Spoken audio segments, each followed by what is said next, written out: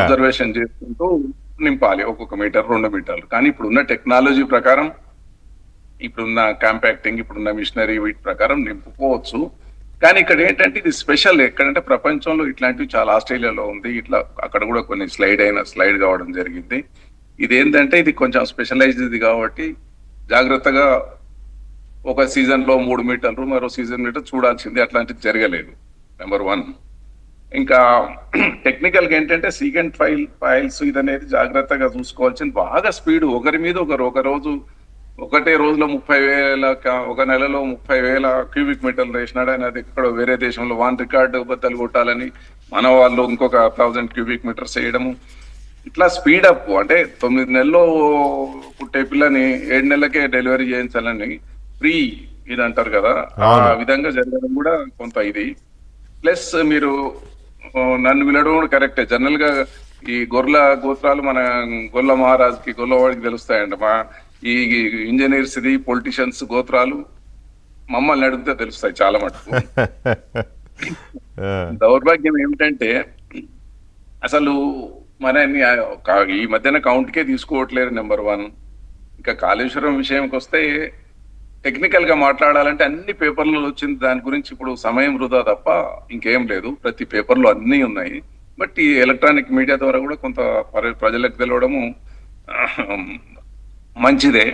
ఇక మీరు కాంట్రాక్టర్ల గురించి చెప్తే, కాంట్రాక్టర్స్ ఎంతసేపు ఆ డిజైన్ డిపార్ట్మెంట్ ఇచ్చిన డిజైన్ దాని ప్రకారం ఒక లెజిస్లేటర్ వాళ్ళు చెప్పిన ప్రకారం నేను కూడా కాంట్రాక్టర్స్ విషయంలో నేనేమి I'm not finding any fault అండి. Because purely they based on మీరు అన్నట్టు డిపార్ట్మెంట్ డిజైన్స్ వాళ్ళు ఇచ్చే దీని మీదనే ఉంటుంది.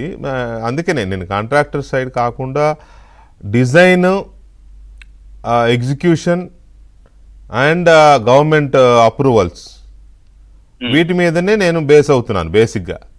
అదే కరెక్ట్ అని కూడా అనుకుంటున్నా, right? Of course. But here is ఇంత పెద్ద ప్రాజెక్ట్స్, మల్టీనేషనల్ కంపెనీస్, ప్రపంచంలోనే ఒక పెద్ద సంస్థ, ఇట్లాంటి వాళ్ళు కూడా రెస్పాన్సిబిలిటీ తీసుకోవాల్సి వస్తుంది. బీయింగ్ ఏ కాంట్రాక్టర్, కొన్ని డిపార్ట్మెంట్ ఏదన్నా పొరపాట్లు చేస్తుంటే కూడా చెప్పాల్సిన బాధ్యత మా మీద ఉంటుంది.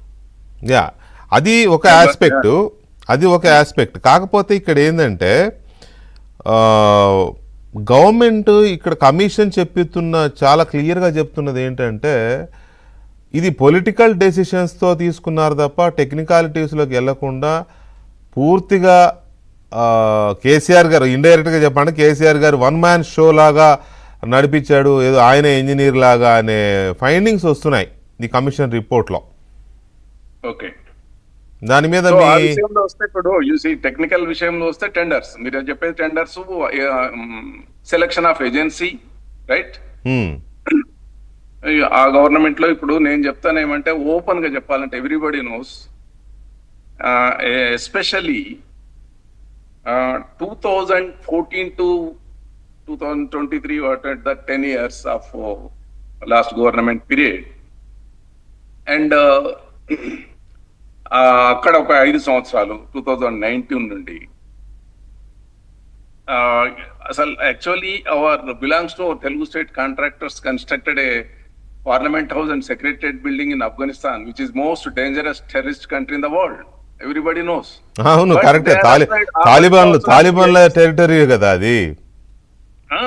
నో, యు సీ, అక్కడ 10 సంవత్సరాలు, ఇక్కడ 5 సంవత్సరాలు. అసలు టెండర్స్ అనేది లేదు, జస్ట్ ఐవాస్ టెండర్స్ అంతే తప్ప టెండర్స్ అనేది లేదు. ఎవరి పేరు ఎస్ఎన్ రెడ్డి, నీకు ఒక 5,000 కోట్ల పని తీసుకోకంటే అంతే, అదంతే. ఇంకా అది ఒకవేళ నా సొంత ఎవరైనా ఒక కాంట్రాక్టర్ సొంత ఊర్లో ఏదైనా బ్రిడ్జ్ ఉంది, వానికి ఎలిజిబిలిటీ ఉంది అంటే వాడు ఎమ్మెల్యేని పోయి అడగాలి, అన్న ఈ టెండర్ వేసుకోవచ్చు అంటే లేదు నేను వేరే వానికి మాట ఇచ్చేసిన అంటాడు అతను. సో ఈ విధంగా జరిగింది. నెంబర్ 2, అసలు నేను ఒకటి క్వశ్చన్ అడుగుతాను, మీరు ఎక్కడన్నా చూడండి, ఇప్పటి నాకు I don't know, 99% I'm confident about it. L and T ఎక్కడ డ్యామ్ కట్టినారండి, ఇరిగేషన్ డ్యామ్ ఎక్కడ కట్టిరో చూడండి. సరే, ఇప్పుడు ఒకటిసారి ఇప్పుడు నేను అనేది ఎస్ఎన్ రెడ్డి గారు, వర్క్స్ విషయంలో, కాంట్రాక్ట్స్ విషయంలో ప్రభుత్వాలు సెలెక్ట్ చేసుకోవడం అనేది ప్రభుత్వం తప్పే. ఒకవేళ మీరు అన్నట్టే కనుక ఒక ఏజెన్సీని సెలెక్ట్ చేసుకోవడం అనేది అంటే ప్రభుత్వం తప్పు, పొలిటికల్ డెసిషన్, రాంగ్ డెసిషన్. అది ఆ కంపెనీని తప్పు పట్టాల్సిన అవసరం లేదు కదా. ఆ కంపెనీ ఏదో కడదాం అనుకుంటే వీళ్ళు ఇస్తే వీళ్ళకి తప్పు అవుతుంది, అంతేగాని వాళ్ళది ఎలా తప్పు అవుతుంది. సో అందుకని నేను వాటి జోలికి వెళ్ళడం లేదు. తప్పు అయింది నిజమే, ఏదో ఒక 1000 కోట్లు 500 కోట్లు పోయినాయంటే ఏదో చేసుకోవచ్చు అండి. ఇది ఇంత పెద్ద ప్రాజెక్ట్ ప్లస్ 1,00,00,000 కోట్లు అనేది కూడా కరెక్ట్ కాదేమో. నేను నా పాయింట్ కూడా అదే, నా స్ట్రైట్ పాయింట్ కూడా అదే ఏంటంటే అసలు కాళేశ్వరం ప్రాజెక్ట్ అనేది బీఆర్ఎస్ లేదా అప్పటి ప్రభుత్వం చెబుతున్నట్టు ఏమీ కాలేదు, దానికి రేవంత్ రెడ్డి ప్రభుత్వం దాన్ని హైప్ చేసి చూపిస్తుంది తప్ప దానికి ఏమీ కాలేదు. ఎన్నో బ్యారేజ్లు ఉన్నాయి, ఎన్నో రిజర్వాయర్లు ఉన్నాయి దాని కింద, ఈ 1-2 పిల్లర్లు కూలిపోతేనే దాని ఇదైపోయిందా అని మాట్లాడుతున్నారు. అది కరెక్టా? లేదు ఈ కమిషన్ ఇచ్చినట్టుగా 2 పిల్లర్లు కూలిపోవడం అనేది కూలేశ్వరమే అనేది కరెక్టా? ఇప్పుడు ఆ విషయానికి వస్తే మీకు చిన్న ఎగ్జాంపుల్ చెప్తాను. ఒకసారి డాక్టర్ దగ్గరికి వెళ్ళిన తర్వాత ఆ డాక్టర్ చెప్పిందే వినాలి, ఆపరేషన్ వచ్చినట్టు టేబుల్ మీద నుంచి వెళ్ళిపోవడానికి ఉండదు. ఇది ఒక చాలా నిశ్చాతులైనప్పుడు సెంట్రల్ వాళ్ళు డిజైన్స్ ఆ ప్రాజెక్ట్ వాళ్ళంతా పెద్ద రిపోర్ట్ ఇచ్చి వాళ్ళేమో ఊరికే అక్కడ ఎవరికి శత్రువులు ఉండరు జనరల్ గా.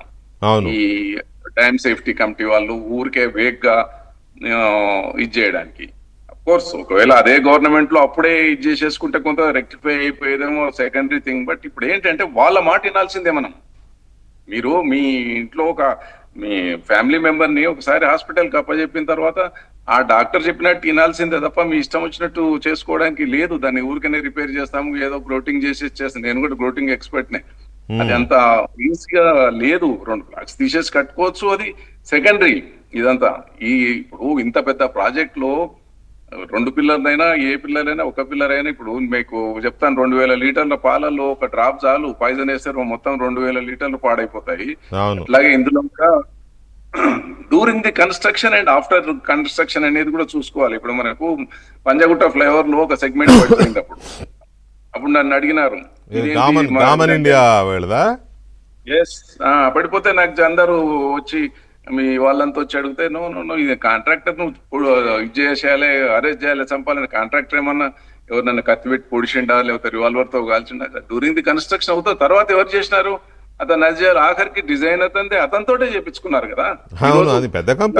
కోట్ల వెహికల్స్ పోతున్నా ఎవడైనా కాంట్రాక్టర్ కామన్ ఇండియన్ ఎవడన్నా గుర్తు చేసుకుంటాడా? నో, లేదు, అయిపోయింది.